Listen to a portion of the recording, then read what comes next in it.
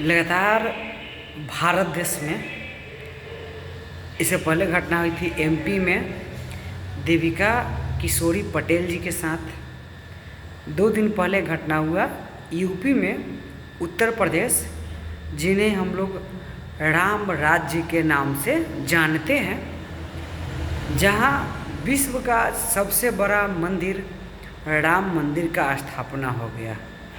तो हम लोगों को लगा कि चलिए राम राज्य है तो सब चीज़ राम भरोसे ही है। राम मतलब एक प्रतीक है कि चलिए सबको वहाँ समान देखा जाता है, मतलब ये पता चलता है कि वहाँ कोई भेदभाव नहीं है, सभी हिंदू एक हैं। और जहाँ के मुख्यमंत्री भी योगी बाबा, जो बुलडोज़र बाबा के नाम से जाने जाते हैं और सबका फैसला बुलडोज़र से करते हैं।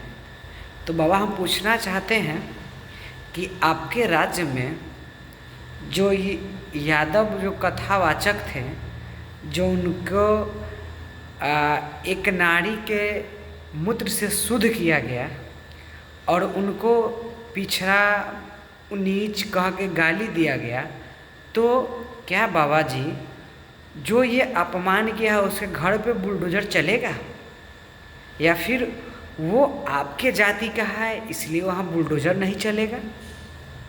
ये मेरा सवाल है। ये मेरा ही नहीं, पूरे भारत के बहुजनों का सवाल है कि बात आपकी जाति का है। उत्तर प्रदेश में आपकी जाति के लोग ने ये आरोप किया है, तो क्या आपका बुलडोज़र आपके जाति के घर में चलेगा, या फिर आप सिर्फ बहुजन के घर में ही बुलडोज़र चलवाते हैं? सवाल यहाँ ये खड़ा होता है। दूसरा सबसे बड़ा सवाल मेरा कि अगर हिंदू हम सभी हैं तो फिर ये ब्राह्मणवाद कहाँ से आ गया? हिंदू अगर हम सभी हैं तो इसमें ऊंच नीच कौन बनाया? तो रियलिटी ये है कि इन ब्राह्मणों ने ही हम सभी हिंदुओं को ब्राह्मणवाद का सिद्धांत लागू करके और सभी हिंदू को ये लोग ऊंच नीच में बांट चुके हैं। ये रियलिटी है और ये सच्चाई है।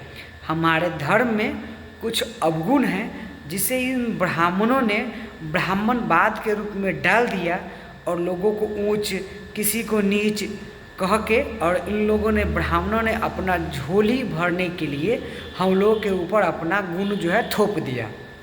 लेकिन अब समय चेंज हो चुका है, समय परिवर्तन हो चुका है।